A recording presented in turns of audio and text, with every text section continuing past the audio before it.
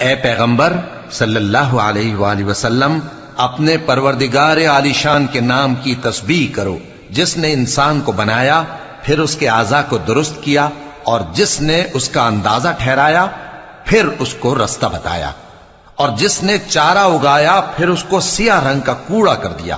اے نبی صلی اللہ علیہ وآلہ وسلم، ہم تمہیں پڑھا دیں گے، پھر تم فراموش نہ کرو گے، مگر جو اللہ چاہے۔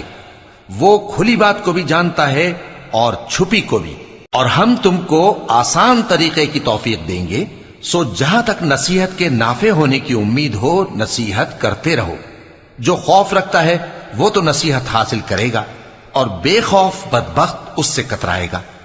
جو بڑی تیز آگ میں داخل ہوگا، پھر وہاں نہ مرے گا اور نہ جیے گا۔ بے شک وہ مراد کو پہنچ گیا جو پاک ہوا، اور اپنے پروردگار کا نام لیتا رہا اور نماز پڑھتا رہا۔ بات یہ ہے کہ تم لوگ تو دنیا کی زندگی کو ترجیح دیتے ہو، حالانکہ آخرت بہت بہتر اور ہمیشہ باقی رہنے والی ہے۔